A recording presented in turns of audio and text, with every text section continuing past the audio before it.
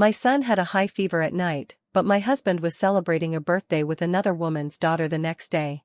I calmly proposed a divorce. My husband frowned and asked, "Is it really necessary to make such a big deal out of something so small? To divorce, you'll have to leave with nothing." "All right," I replied flatly. Seemingly not expecting me to agree so quickly, George looked up at me. "Zoe, are you sure? Once you go for a clean break, you won't get anything, including custody of our son." George's gaze was sharp, and his words were unrelenting. I said, "I know.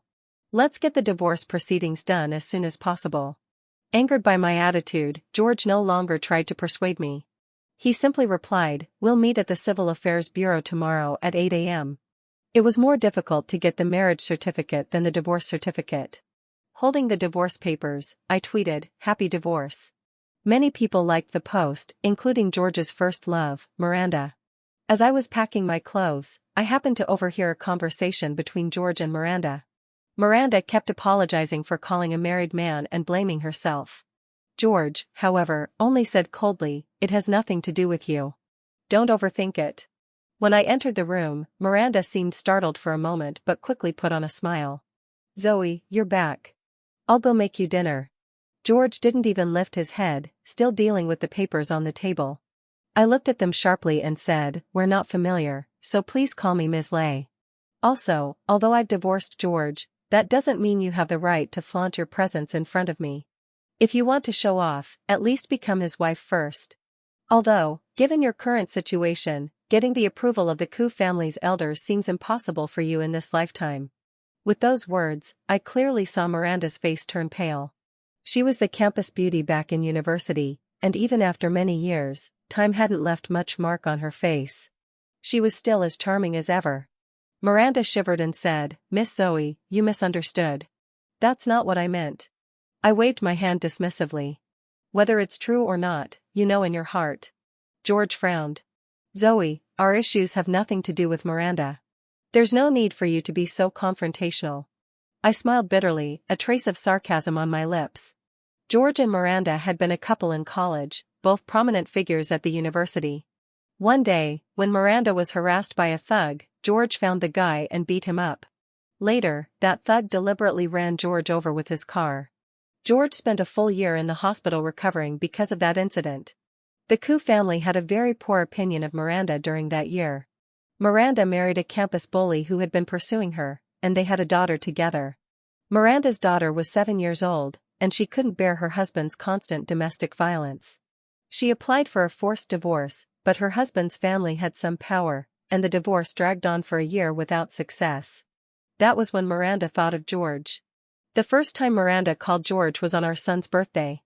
George had only said one thing, "Son, I'll be back soon to cut the cake with you." Because of this, our son sat at the table waiting all night. Every time he heard a sound at the door, he looked up hopefully, only to lower his head in disappointment. Such things happened more than once. Since Miranda appeared, George had been breaking promises more and more. He had promised to take our son to the amusement park on the weekend, but when Miranda called, he patted our son on the head to comfort him and left. I promised my son we'd go on vacation during the summer, but Miranda's call ruined those plans. I promised to attend my son's parent-teacher meeting, but because of Miranda, my son became the laughingstock of the entire class. I had argued and thrown tantrums, but it was all in vain. Instead, I just pushed George further and further away. My mother-in-law came to me and said, "George is a responsible man. He would never do anything to hurt you or your son as long as you are still the wife of the Koo family. George would never abandon you both." I nodded. It was true. This was also one of the reasons I gave up custody of our son. He always dared to leave without any hesitation, simply because he relied on me being there for the child. But now, without me, could he still go and help Miranda with a clear conscience? The next day, a piece of news titled "The Mistress' Bold Entrance to the Original Wife's Home Caused a Huge Stir Online" appeared. Miranda's face wasn't blurred, and familiar people quickly dug up her background. I sent this, the cold and aloof campus beauty from university, now she's reduced to being a mistress. TSK. The original wife hasn't even left, and the mistress is already shamelessly stepping forward. How disgraceful. I hate these pity-seeking White Lotus types. They're so disgusting. Mistresses deserve to die. I totally agree with the above comment. The public opinion online quickly turned against Miranda. I thought this wave of criticism would make her tone down, but instead, it worked in her favor, and she divorced her campus bully husband. Apparently, her husband's family had some status, and having such a daughter-in-law was a disgrace to their reputation, so they immediately divorced her. Miranda then demanded to split the couple's assets. Her husband's family submitted the video I posted online as evidence, proving that Miranda had cheated, and they ruled that she must leave with nothing. Her husband's family, being patriarchal, declared they would not take custody of her daughter, Anna. My son, Luis, called me. "Mommy, I haven't seen you in so long. When are you coming back? The nanny said you don't want me anymore. Is that true? Did Luis do something to make you unhappy? Mommy, tell me. I'll fix it. Please don't leave me." I froze for a moment and said coldly, "Which nanny told you that?" "It was Lisa," my son whispered. "Sweetheart, Mommy has to go out for a while, but I haven't abandoned you. If anyone talks nonsense in front of you again, just tell Daddy or Mommy. Even though I'm not at home, I still love you very much. Then I'll be at ease, Mommy. I just transferred $5 million to your account. Take care of yourself while you're away. Eat well, drink well. Grandma and Daddy gave me a lot of money. Louise has money now, so Louis can take care of Mommy. Mommy doesn't have to work so hard." The little guy said this seriously. I smiled and reassured him. I then called George, who promptly fired the nanny and told her to pack up and leave. He also warned that anyone who spoke ill of him in front of our son would also be kicked out. On Friday afternoon, George couldn't pick up the child, so he called me.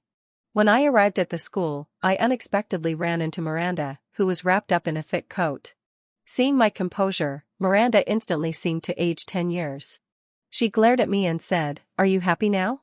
Your video has turned me into a street rat. My Anna is so innocent. You're a mother too. How could you be so cruel? Don't you fear that the retribution will fall on your own son?" I glanced at her indifferently, casually fiddling with my freshly done nails. "I'm not satisfied enough," I shook my head. "Your fate should be 10 times worse than this. Your daughter is no angel either. It was a wise decision for your husband's family to disown her. You ruined me. I won't let you off the hook." I didn't bother to respond to her enraged outburst, merely waving my hand. "You're always welcome." After spending the day at the amusement park with Louise, George showed up at sunset. "Miranda called me today." George looked at me. I simply responded, "What? Coming to defend your mistress now? You know that's not what I meant. Could you stop speaking so harshly? You weren't like this before." Then what was I supposed to be like? Staying at home to cook and clean, taking care of everything and managing the house? Or was I supposed to obey you blindly? I countered. He was stunned for a moment, not knowing how to respond. People change. Before Miranda appeared, you were the ideal husband in other people's eyes and the perfect father in our son's heart. But since Miranda showed up, what have you become? I started counting on my fingers. I've calculated it. Since Miranda appeared 2 years ago, you've broken your promises 99 times in these 2 years. Every time you promised our son something or made a promise to me, it would all vanish with just one call from Miranda. I looked straight into his eyes. "Tell me, do you dare say all of this has nothing to do with Miranda? We're all alumni. She was in trouble, and I just helped her out as best as I could. I swear I never cheated on you." I smiled and turned away. It's not just physical cheating that counts as cheating in my eyes. Emotional cheating is just as bad. In Zoe's world, there's no tolerance for this kind of thing. Miranda became a public pariah, hiding with her daughter, Anna, wherever she could. George couldn't bear to see them suffer and placed them in a villa not far from his home.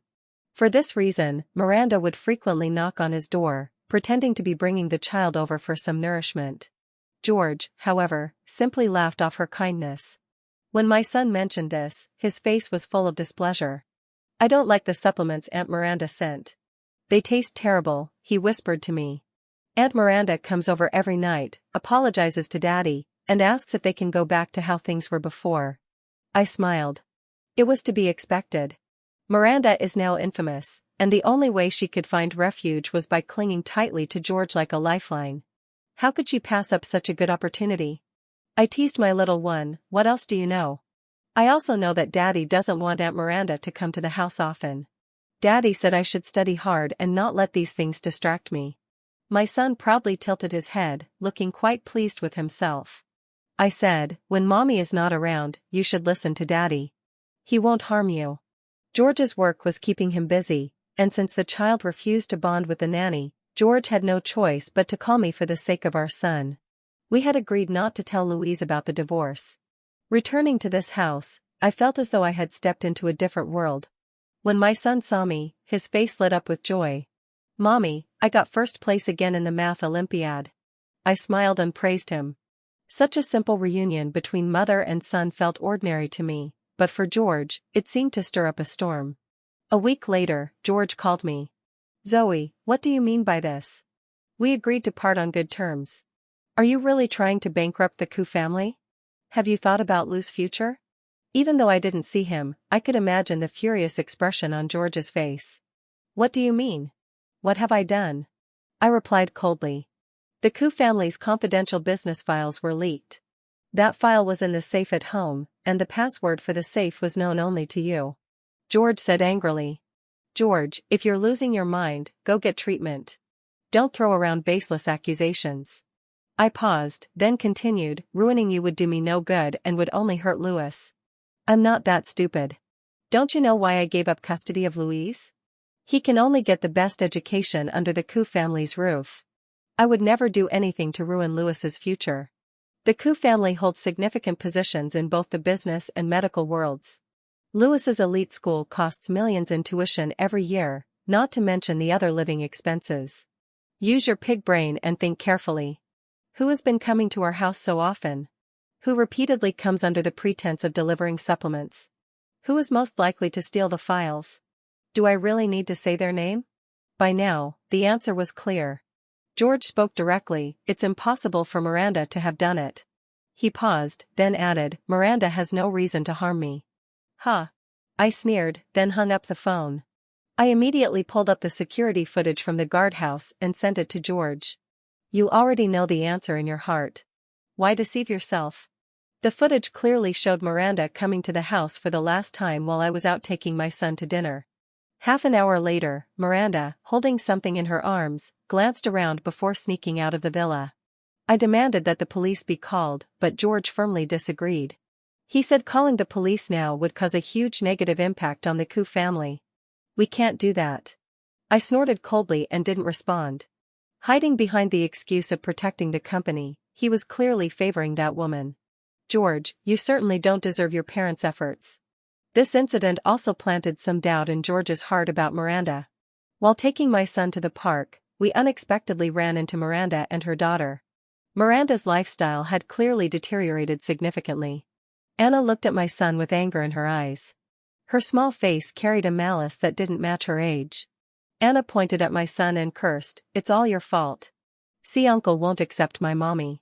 Your mommy doesn't want you anymore. You're just a worthless bastard."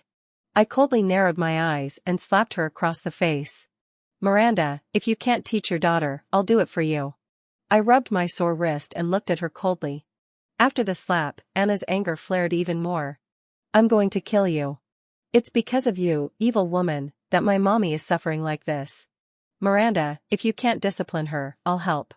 I looked at her indifferently and said, "In my world, there's no concept of not bullying the weak, so don't try to use that moral high ground to guilt-trip me."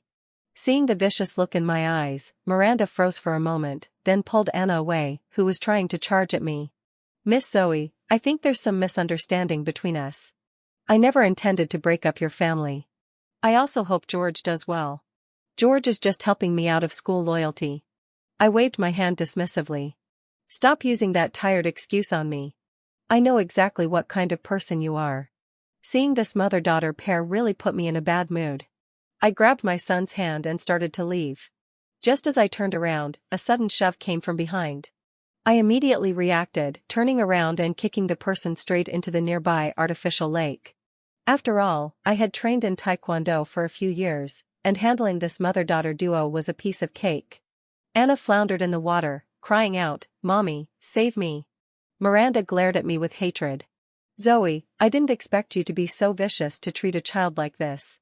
I shrugged. "If you don't get in there and save your precious daughter, she's as good as dead." Randa couldn't swim and she screamed in panic, but the people around us weren't going to risk their own safety for a strange child.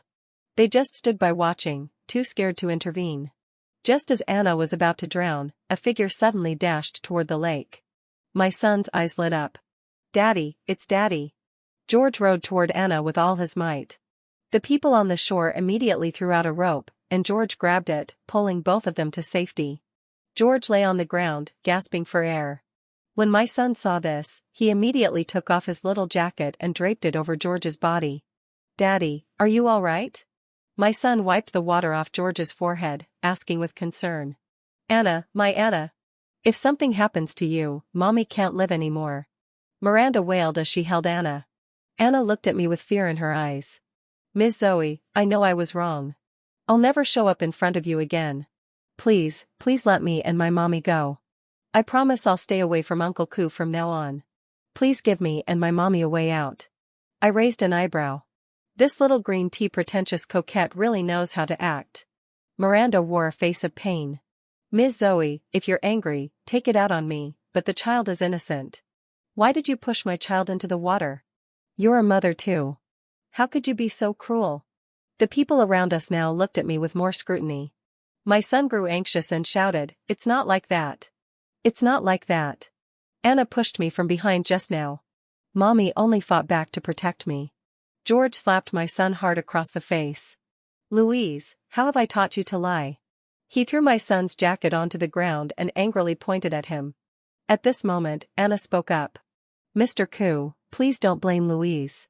He was just trying to protect his mommy. It's all Anna's fault.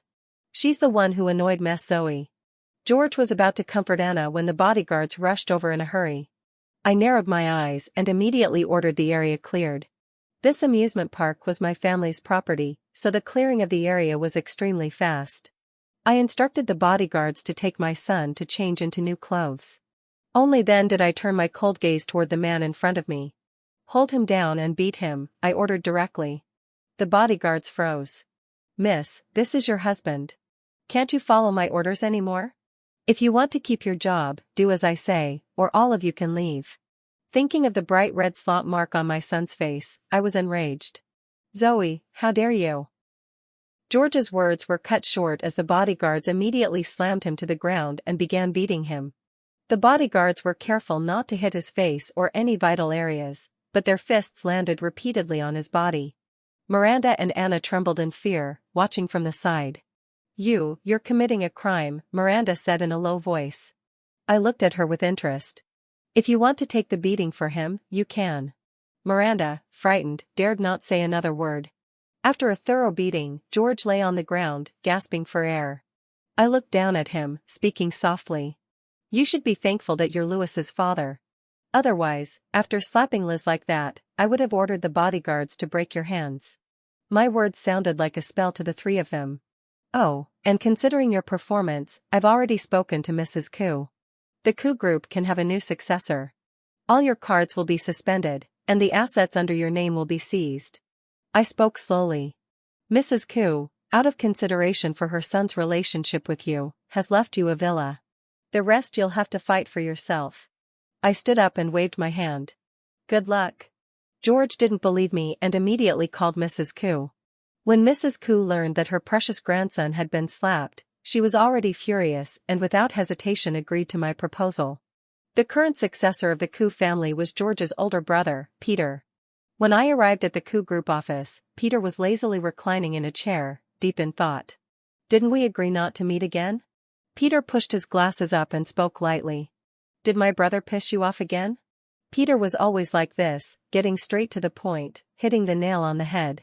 After 2 years of interacting with him, I still couldn't figure out his way of thinking. The Koo brothers were quite different. The older brother, Peter, was meticulous and a cunning old fox.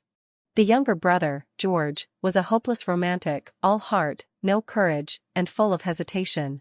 When I married into the Koo family, my parents asked for my opinion. After weighing the pros and cons, I chose George, and my condition was that if I married George, he had to be the successor of the Koo family.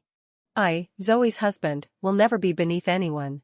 The Koo family agreed without hesitation. They needed someone by George's side to help him deal with Peter.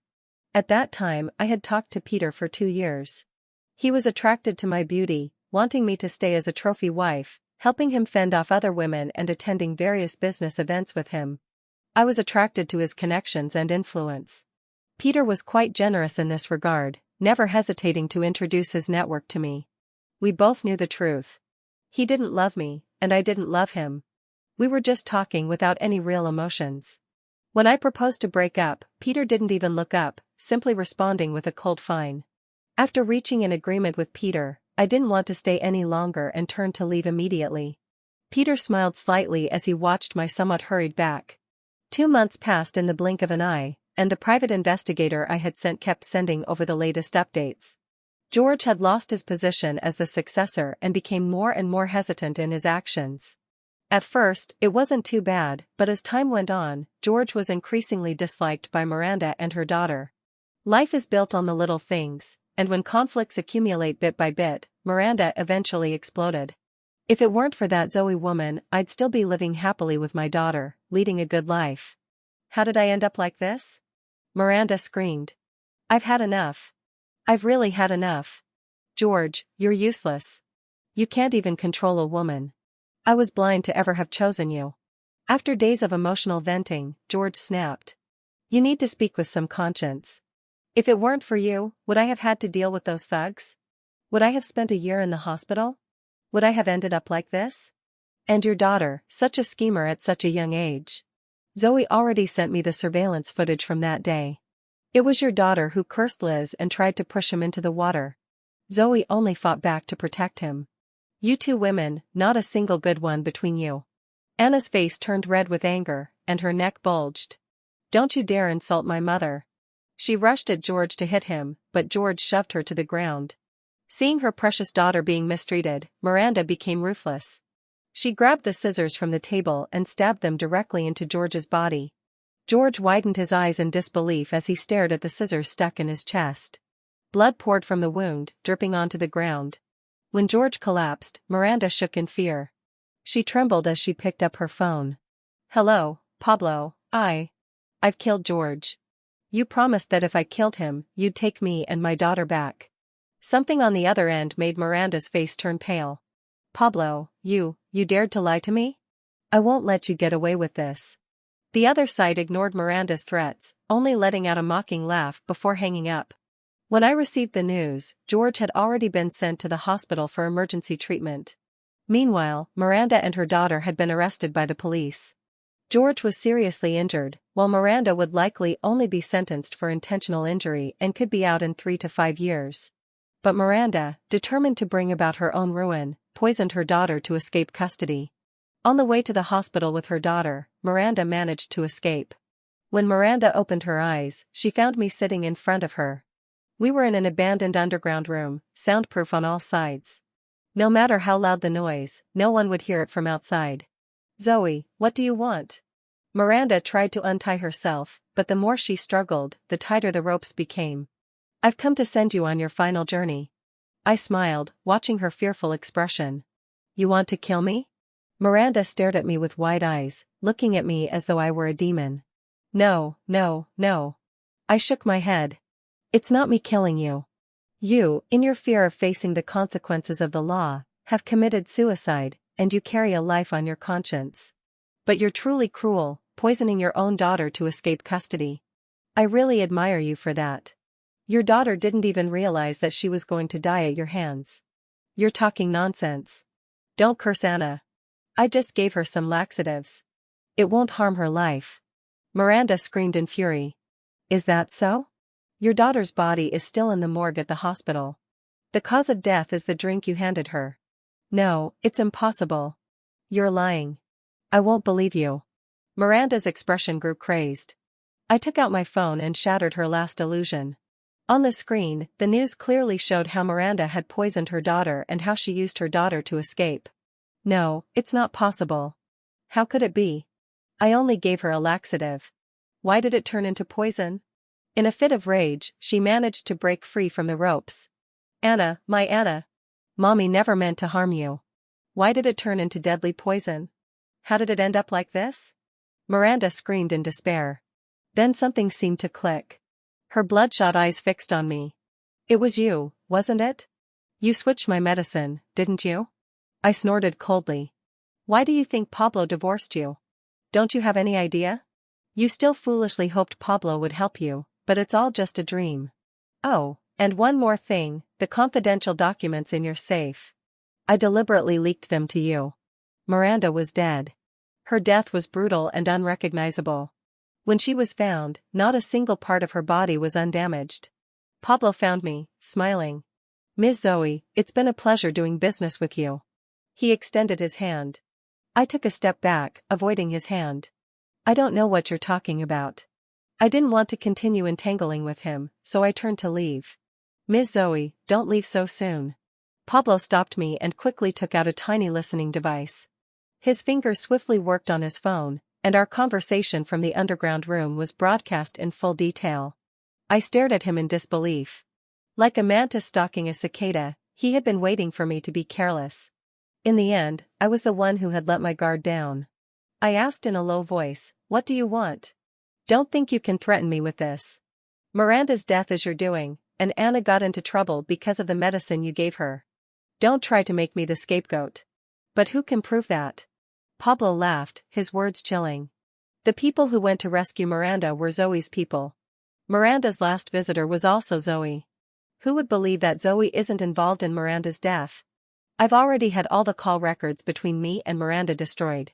Do you really think that if I hand over the recording, Zoe and her family won't become the target of everyone? I walked down the street toward the Coup Group building, feeling an ice-cold chill spread through my lips. I thought I was free, but it turned out to be just another abyss. Pablo said, "All I want is simple.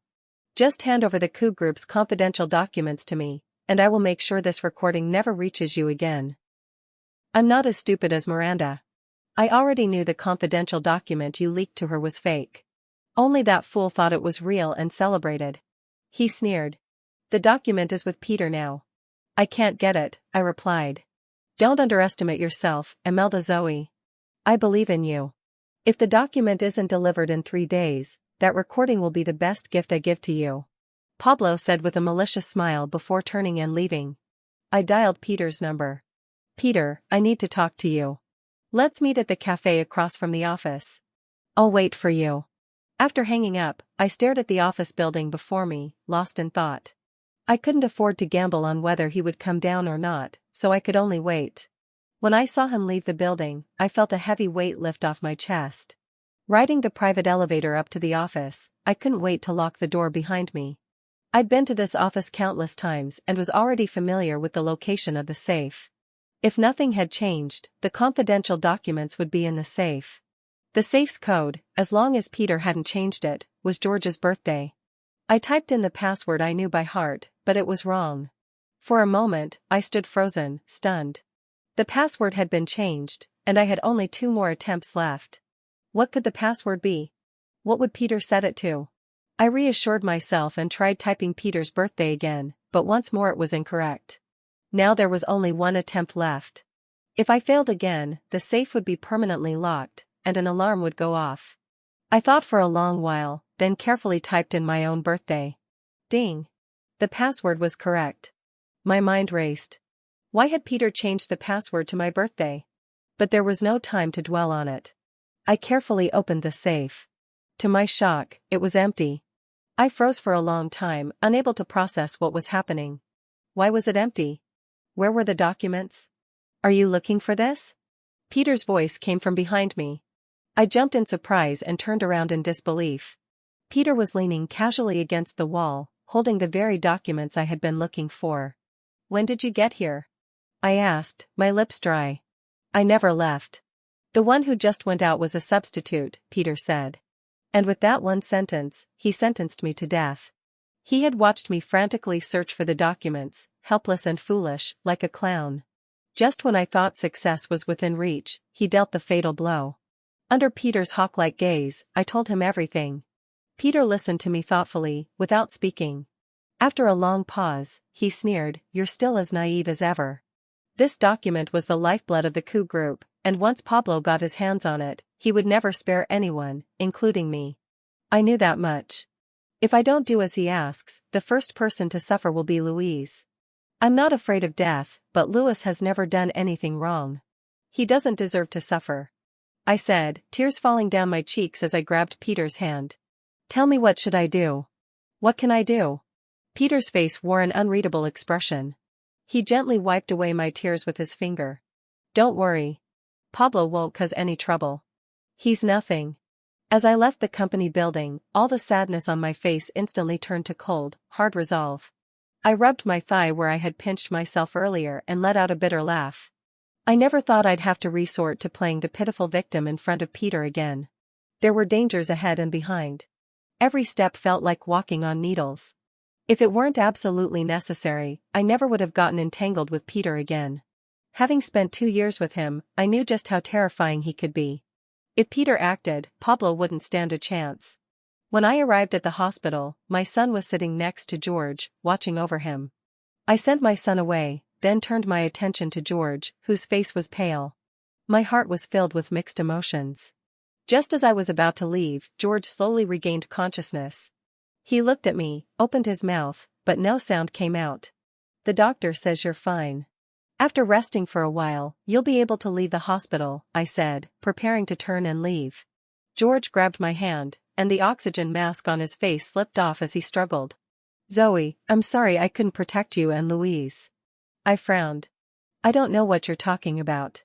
Let go of me. Zoe, I had a dream. I dreamed that you and Lou had both died. After you were killed by Miranda, Miranda played a double game right in front of me. She and her daughter teamed up to bully Liz. Later, Louis developed depression and jumped off a building on a rainy night. Miranda and Pablo worked together to drain the Koo family's wealth. I took Liz's ashes and staged a car accident on Miranda's usual route.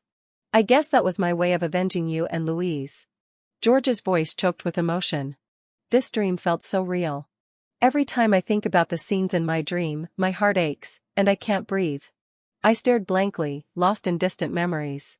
Zoe, those things really happened, didn't they? George asked carefully. He wasn't expecting an answer but continued, so you set up one trap after another to lure Miranda in. Once Miranda died, Louise would be safe. I left the room without saying another word. As I was about to leave the hospital, my legs suddenly gave way, and I collapsed onto the ground. George asked, Zoe, can we go back to the way things were, for Louis's sake? I shook my head.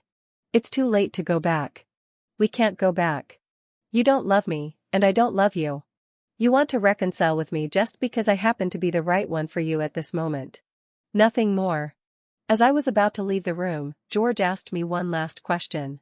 Why didn't you take revenge on me too? With your intelligence, it would be easy for you to get back at me, right? I left him with only one sentence. You are Louis's father, my child's father. If something happens to you, Louis will be heartbroken. The next day, Pablo was dead. He had gotten into an argument with a cousin at the company and was stabbed in the core artery with a pen on the spot. By the time the ambulance arrived, Pablo was already dead. The cousin presented a mental health certificate, so the law couldn't touch him. Meanwhile, Pablo's company was swiftly divided up by all the shareholders, with Peter taking the lion's share.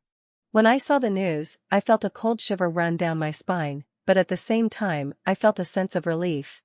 I knew this was Peter's doing. With all the obstacles cleared away, I held my son in my arms, feeling a joy that was a mix of loss and recovery. This time, Louise, Mommy will finally be able to protect you for the rest of my life. Looking back on everything from the past, I could only feel an overwhelming pain. I hated Miranda for her repeated schemes and I hated George for his inaction, watching my son driven to depression and forced to jump to his death by Miranda and her daughter. An overwhelming rage surged inside me. When I opened my eyes again, I was back before the tragedy happened. Everything was still normal, and there was a chance to fix it. This time, I would make sure Miranda and her daughter never recovered. Mom, what are you talking about? Louise doesn't understand. My little one looked at me with wide eyes. It's nothing, sweetie. Mommy had a bad dream. But now that I see you're still here, I'm not afraid of anything, I said softly. When I went back home holding Louise, Peter was sitting on the sofa, smiling as he looked at me. A chill ran down my spine. Peter spoke silently. My prey, welcome back.